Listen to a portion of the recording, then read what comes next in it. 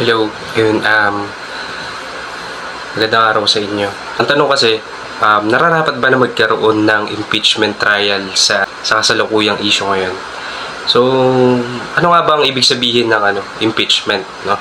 So, ano nga ba ibig sabihin ng impeachment trial? So, kapag impeachment trial kasi ito yung proseso ng pagdadala ng singil, no, sa maling pag-uugali ng isang opisyal sa gobyerno natin.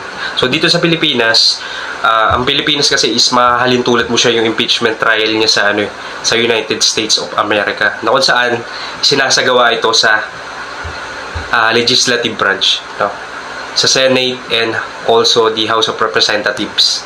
So ano-ano nga ba yung mga dahilan para ma-impeach yung isang opisyal dito sa Pilipinas? So meron kasi mga crimes, no, na tinatawag. Example is yung treason, 'di ba? Bribery and other high crime, no? And misdemeanors na tinatawag natin dito. So dapat isaalang-alang rin yung pag-iingat ng pagpoproseso ng mismo impeachment trial dito sa Pilipinas. Kasi maaari siyang magdulot ng kaguluhan, no? Especially sa government. Sa aking palagay, nararapat talaga na magkaroon ng impeachment trial si Sara Duterte. Bagkos, ayon kasi sa ligang batas natin Article 11, Section 2. No? Kung sino man ang lalabag sa batas na yun, no? Or yung dahilan kasi na ito is yung paggamit niya ng pera, no, ng taong bayan, is hindi siya naging bukas. No? So that's why na napakalinaw, no, yung kanyang paglabag sa ligang batas natin, no, especially sa Article 11 Section 2, no, na kung sino man yung lalabag or gumamit ng pera ng taong bayan or hindi siya naging bukas, no, sa transaksyon, so maaari siyang maharap sa impeachment trial talaga. So napakalinaw, no, na dapat talaga harapin ni Sara Duterte yung mismong kaso. At ayun nga, dahil dun sa kanyang ginawa ni Vice President Sara Duterte, no. So maraming Pilipino yung nawalan ng tiwala sa kanyang panunungkulan, 'di ba?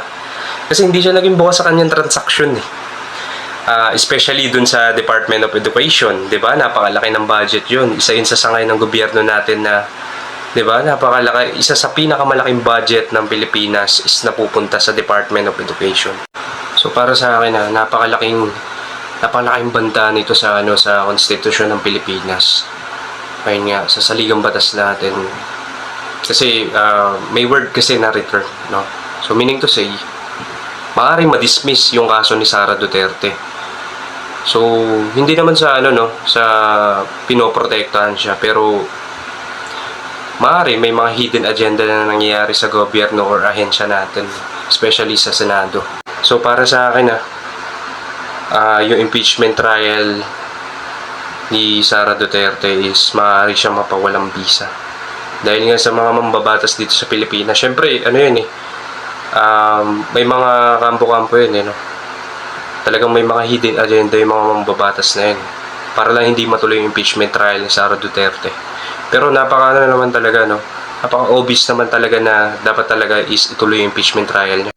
At ayun nga, isa sa ginagawa ng kampo niya is mapawalang bisa, no, yung mismong impeachment trial niya dahil sa mga susunod na taon or susunod na election sa pagka-presidente. So maaari siya talagang tumakbo, no. So kasi kapag nawala kasi yung bisa ng mismong impeachment trial na yun, so hindi na siya makakaupo sa any position sa government natin, no. So ngayon gumagawa sila ng sarili talaga nila. So ayun lang yung mismong thoughts ko or opinion ko regards dun sa impeachment trial ni Sara Duterte. So thank you so much.